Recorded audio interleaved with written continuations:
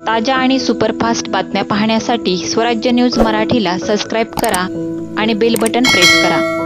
Tathagata Gautam Buddha, Bharat Ratna doctor Babasaheb Ambedkar, Bhante Sariputta, Bhante Mahamoggallana यांच्या अस्थि कलश दर्शन यात्रेचे सोलापुरात शनिवारी छत्रपती संभाजी महाराज चौक येथे आगमन झाले। शहरात आगमन होताच ढोल ताशांच्या गजरात जग में बुद्ध का नाम है, यही भारत की शान है, जय भीमचा जयघोष व पुष्पवृष्टी करत मंगलमय वातावरणात स्वागत करण्यात आले। दरम्यान सोलापुरात अस्थि कलश दर्शनासाठी अनुयायांनी अलोट गर्दी केली होती। अनुयायांनी मनोभावे अस्थि कलशाचे दर्शन घेतले। तथागत गौतम बुद्ध, भंते सारीपुत्त, भंते महामोगलायन यांचे अस्थि कलश श्रीलंकेतून पुण्यात आणण्यात आले आहेत, तर भारतरत्न डॉक्टर बाबासाहेब आंबेडकर यांचे अस्थि कलश महायात्रेचा आरंभ पुणे येथून दिनांक 10 सप्टेंबर 2024 रोजी करण्यात आला आहे।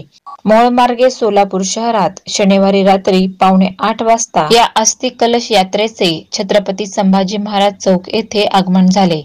यामध्ये पहिल्या रथात तथागत गौतम बुद्ध, भंते सारीपुत्त, भंते महामोगलायन यांचे अस्थि कलश, तर दुसऱ्या रथात भारतरत्न डॉक्टर बाबासाहेब आंबेडकर यांचा अस्थि कलश ठेवण्यात आला होता।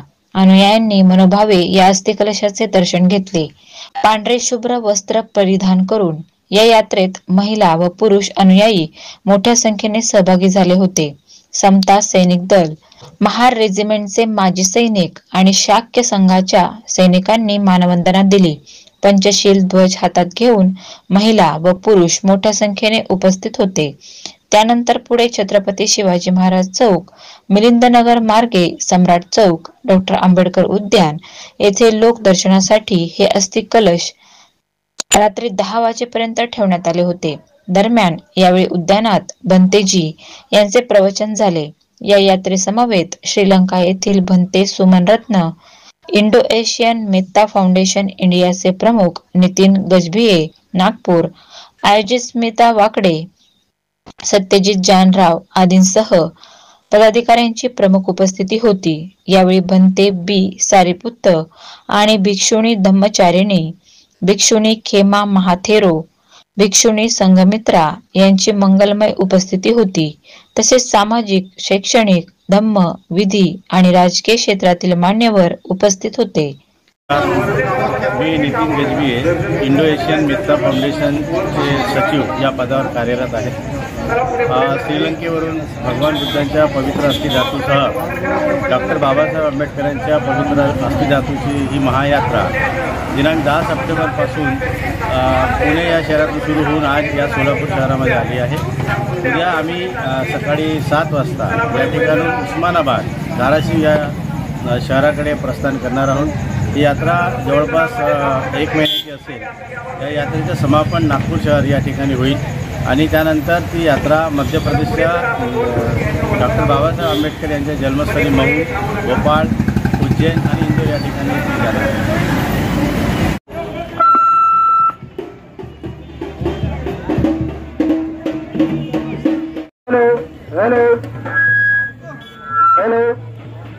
Hello mike check, hello.